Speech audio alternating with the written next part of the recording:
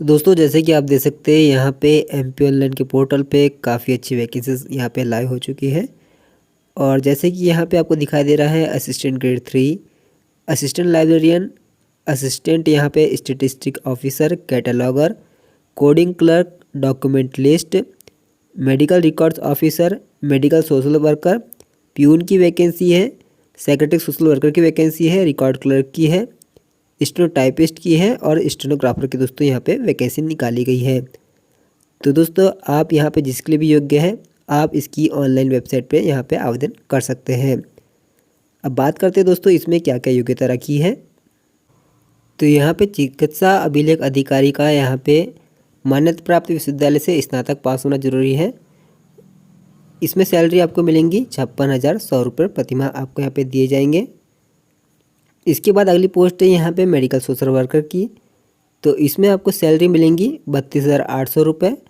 यहाँ पे आपकी जो योग्यता रहेंगी आपका मान्यता प्राप्त विश्वविद्यालय से समाजशास्त्र या आपके पास मेडिकल सोशल वर्कर की स्नातकोत्तर उपाधि अथवा MSW की उपाधि वाले इसमें अप्लाई कर सकते हैं मेडिकल सोशल वर्कर के लिए। इसके बाद अगली पोस्ट है यहाँ पे सहायक सांख्यिकी अधिकारी की। सैलरी यहाँ पे आपको मिलेंगी 32,800 रुपये। और यहाँ पे आपकी योग्यता रहेंगी मान्यता प्राप्त विश्वविद्यालय से वाणिज्य, सांख्यिकी, अर्थशास्त्र, गणित विषय में कम से कम द्वितीय श्रेणी में स्नातकोत्तर उपाधि होना आवश्यक है। इसके बाद अगली वैकेंसी यहाँ पे साइकेट्रिक सोशल वर्कर की है। सैलरी यहाँ पे 28,700 रहेंगी और आपका यहाँ पे मनोविज्ञान विषय में कम से कम द्वितीय श्रेणी में स्नातकोत्तर उपाधि होना अनिवार्य है। इसके बाद अगली वैकेंसी यहाँ पे स्टेनोग्राफर की है। सैलरी आपको मिलेंगी यहाँ पे 28,700 रुपये और यहाँ पे आपका 12वीं उत्तीर्ण होना जरूरी है। साथ ही आपके पास कंप्यूटर एप्लीकेशन में प्रमाण पत्र जैसे कि DCA या PGDCA है तो अप्लाई कर सकते हैं। और साथ ही यहाँ पे आपका अंग्रेजी अथवा हिंदी शीघ्र लेखन परीक्षा में 100 मिनट प्रति की गति से उत्तीर्ण किए जाने का प्रमाण पत्र होना आवश्यक है। साथ ही CPCT का प्रमाण पत्र भी होना आवश्यक है और दोनों हिंदी और अंग्रेजी में अनिवार्य आपका क्वालिफाई होना यहाँ पे ज़रूरी है। इसके बाद कोडिंग क्लर्क में आपका जो वेतन रहेगा 25,300 रहेगा। आपका 12वीं उत्तीर्ण होना जरूरी है और आपका कंप्यूटर एप्लीकेशन में भी यहाँ पे सर्टिफिकेट होना जरूरी है। CPCT भी यहाँ पे ज़रूरी है और साथ ही कम से कम 1 वर्ष का अनुभव होना चाहिए कोडिंग करने का। इसके बाद दोस्तों यहाँ पे असिस्टेंट लाइब्रेरियन की वैकेंसी है तो 22,100 रुपये आपको दिए जाएंगे और आपके पास लाइब्रेरी साइंस में स्नातक की उपाधि होना जरूरी है। इसके बाद अगली वैकेंसी यहाँ पे कैटलॉगर की है। 22,100 रुपये आपको दिए जाएंगे। मान्यता प्राप्त विश्वविद्यालय से लाइब्रेरी साइंस में स्नातक उपाधि होना जरूरी है। फिर अगली वैकेंसी यहाँ पे रिकॉर्ड क्लर्क की है।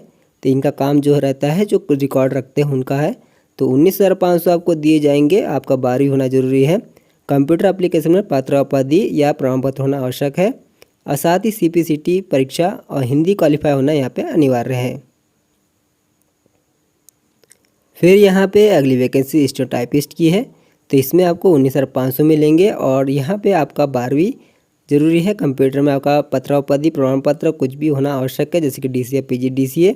साथ ही सामान्य प्रशासन द्वारा समय समय पर अंग्रेजी अथवा हिंदी शीघ्र लेखन परीक्षा 80 शब्द प्रति मिनट की गति से उत्तीर्ण किया जाएगा प्रमाण पत्र आपको यहाँ पे लगेगा और CPCT भी दोस्तों आपको यहाँ पे लगने वाला है। डॉक्यूमेंटलिस्ट मतलब होता है जो डॉक्यूमेंट तैयार करते हैं ऑफिस में, उनको यहाँ पे 19,500 सैलरी मिलेंगी। आपका 12वीं होना जरूरी है। कंप्यूटर में DCA या PGDCA का होना सर्टिफिकेट होना जरूरी है और साथ ही CPCT भी यहाँ पे जरूरी है। इसके बाद दोस्तों सहायक ग्रेड 3 की है, कार्यालय सहायक ग्रेड 3 तो इसमें आपको मिलेंगे 19,500 रुपये और आपका यहाँ पे 12वीं पास होना जरूरी है। कंप्यूटर एप्लीकेशन में आपका यहाँ पे पत्रोपति प्रमाण पत्र होना आवश्यक है। CPCT होना अनिवार्य है और साथ ही हिंदी में क्वालिफाई करना सबसे अनिवार्य है। इसके बाद दोस्तों भत्ते की, तो भत्ते में आपको दोस्तों मिलेंगी सैलरी 15,500 रुपये प्रतिमाह आपको यहाँ पे दिए जाएंगे और यहाँ पे सिर्फ आपको दोस्तों 8वीं कक्षा उत्तीर्ण मांगा गया है इसमें अप्लाई करने के लिए। इस भर्ती में न्यूनतम जो आयु सीमा रहेंगी 18 वर्ष रहेंगी और अधिकतम 40 वर्ष रहेंगी। वहीं अगर आप यहाँ पे SC ST OBC कैंडिडेट है, महिला है तो आप यहाँ पे 18 से 45 वर्ष के आवेदक भी इसमें आवेदन कर सकते हैं। आपकी जो आयु की गणना रहेंगी 1 जनवरी 2022 की डेट पे गिनी जाएंगी। तो दोस्तों जिस भी पोस्ट के लिए आप यहाँ पे योग्य हैं उसके लिए आवेदन करने के लिए आप यहाँ पे वेबसाइट पे कर सकते हैं। मान लीजिए अगर आप प्यून चपरासी बनना चाहते हैं तो यहाँ पे प्यून पे आप सिलेक्ट कर सकते हैं। अब इसके बाद दोस्तों आपका आवेदन पत्र यहाँ पे प्रारंभ हो जाता है। तो यहाँ पे दोस्तों आपको अपना नाम लिखना है, फिर आपके यहाँ पे फादर नेम आप यहाँ पे लिखेंगे, फिर मदर नेम। इसके बाद दोस्तों इसकी अगली जो स्टेप है, यहाँ पे आपको दोस्तों कैटेगरी सिलेक्ट करना है, SC ST OBC जिसमें भी आते हैं, फिर अपना जेंडर, आपकी नेशनलिटी, क्या आप MP के मूल निवासी है, ये सब सवाल आपसे दोस्तों यहाँ पे पूछे जाते हैं। अगर आप ये दिव्यांग है तो उसकी जानकारी दोस्तों आपको यहाँ पे देनी होगी। आपके पास अगर मध्य प्रदेश का रोजगार पंजीयन नंबर है तो आप उसे इस वाले कॉलम में यहाँ पे फिल कर देंगे। इसके बाद दोस्तों यहाँ पे अगर आप शादीशुदा हैं तो इस पे टिक करेंगे, अगर शादी नहीं हुई है तो इस पे टिक करेंगे। अगर शादी हो जाती है दोस्तों आपको अपनी यहाँ पे जो मैरिज डेट है वो आपको डालनी रहती है, बच्चों की संख्या बतानी रहती है, तो वो अगर आप फिल करना रहेगा। इसके बाद दोस्तों आपको एजुकेशन क्वालिफिकेशन में सिर्फ 8वीं किस ईयर में आपने पास किया, किस बोर्ड से पास किया, किस यहाँ पे स्कूल से पास किया और क्या परसेंट था, वो आपको यहाँ पे दोस्तों फिल करना रहेगा। इसके वाला कुछ एक्स्ट्रा इन्फॉर्मेशन नहीं मांग रहा। इसके बाद यहाँ पे आपसे पूछ रहा है कि आप किसी सरकारी कॉर्पोरेशन बोर्ड ऑटोनोमस जगह पे काम कर रहे हैं। अगर कर रहे हैं तो आपको उसकी NOC लगानी होगी, और नहीं कर रहे तो दोस्तों आप यहाँ पे नो कर देंगे। इसके बाद आएगा आपका यहाँ पे पत्राचार कम्युनिकेशन एड्रेस। तो यहाँ पे आपको फुल एड्रेस लिख देना है, आप जहाँ के भी निवासी हैं। अगर आपका परमानेंट एड्रेस भी कम्युनिकेशन एड्रेस की तरह सेम है तो आप इस पर क्लिक कर देंगे तो आपका दोनों एड्रेस यहाँ पे आ जाएंगे। फिर यहाँ पे चाहे तो आप दोस्तों अपना अकाउंट नंबर दे सकते हैं, हालांकि आपको उसमें कुछ मिलता नहीं है। फिर आपको दोस्तों यहाँ पे एग्ज़ाम सेंटर सेलेक्ट करना है। तो एग्ज़ाम सेंटर्स यहाँ पे क्या क्या है देख लेते हैं। तो भोपाल, ग्वालियर, इंदौर, जबलपुर है। तो जो भी आपके नज़दीक है आप यहाँ पे सिलेक्ट कर सकते हैं। काफ़ी सिंपल सा फॉर्म है दोस्तों, आप इसे फॉर्म को फिल कर सकते हैं। कैप्चर डाल के इसमें आपको अपनी फ़ोटो और साइन अपलोड कर देना है। डॉक्यूमेंट में आप दोस्तों अपनी 10वीं 12वीं या यहाँ पे दोस्तों सिर्फ 8वीं मांगा तो यहाँ पे 8वीं की लगाएंगे। मूल्य प्रमाण पत्र, जाति प्रमाण पत्र वगैरह आपको यहाँ पे स्कैन करके अपलोड कर देना है 100 KB के अंदर साइज़ में। उसके बाद दोस्तों आपको फॉर्म की फ़ीस पेड करनी रहेंगी। शुल्क दोस्तों आप यहाँ पे दे सकते हैं। जनरल कैटेगरी को यहाँ पे 1400 रुपये लगेंगे, 1400 रुपये। OBC को यहाँ पे 1200 रुपये लगेगा, और यहाँ पे SC ST और जो दिव्यांग श्रेणी के हैं उनको दोस्तों 1000 रुपये की फ़ीस यहाँ पे पेड करनी रहेंगी।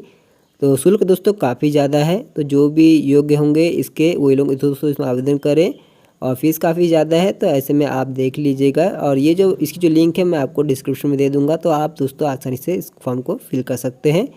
इसमें जो आवेदन करने की अंतिम तिथि है वो है यहाँ पे 29 अक्टूबर 2022। अगर आप फॉर्म में दोस्तों कुछ गलती कर बैठते हैं तो आप यहाँ पे 31 अक्टूबर 2022 तक यहाँ पे अपना आवेदन पत्र यहाँ पे सुधार कर सकते हैं। तो काफ़ी अच्छी वैकेंसी भी है, लेकिन दोस्तों एक चीज़ काफ़ी ख़राब है जो कि इसकी फ़ीस काफ़ी ज़्यादा है।